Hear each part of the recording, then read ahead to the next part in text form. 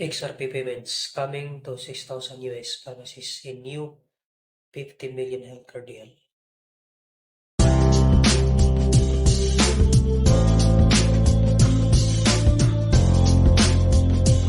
Okay, welcome to my YouTube channel Crypto Joel. So today I will share with you with this news from the cryptosplit.com about the XRP token that will be used as a payment for over 6,000 US pharmacies and with 50 million healthcare deal.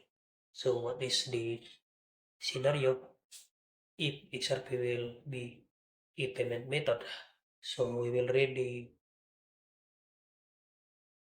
the context of this blog.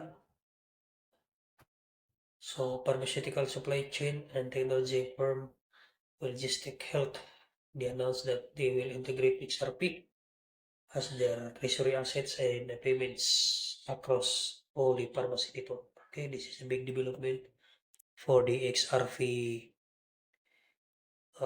network. And of course, the XRP buyer and seller. No?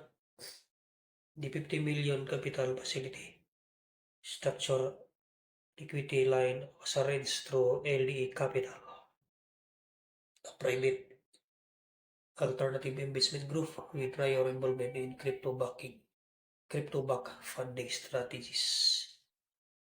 So with the agreements with Logistic to draw funds at its discretion, potentially issuing shares in exchange for capital.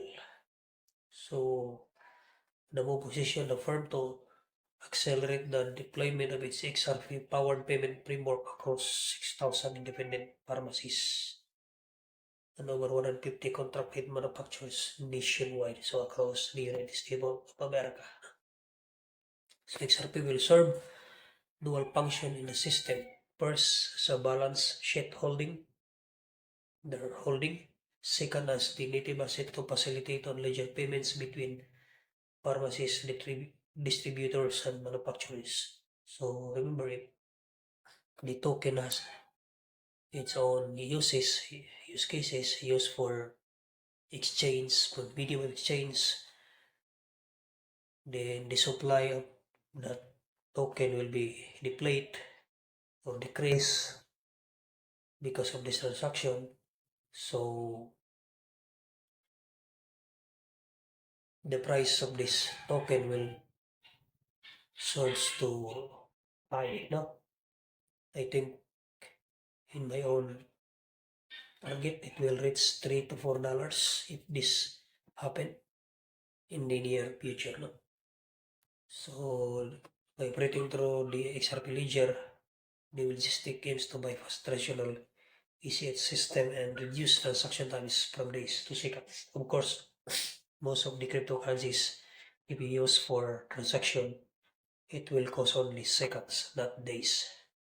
So digital money is the money in the future. So the model is designed to provide faster rebate settlements and great provisioning for pharmacy partners, potentially improving liquidity and operational efficiencies. Okay.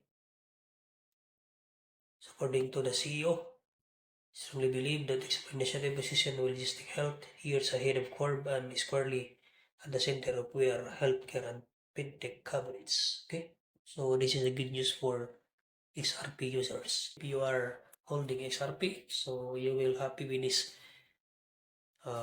report, with this video I made. So bag more XRP now because XRP I think will increase its value. No? So the decision considering mounting infrastructure around XRP in institutional markets. So on May 19, micro contracts at 2,500 XRP and the standard lots at 50,000 XRP. Remember, XRP tokens is only million supply. So I think it will increase the price with this action. Okay, so you learn something with this development to those users of XRP. Okay, so don't forget to subscribe my YouTube channel, Crypto Juggle.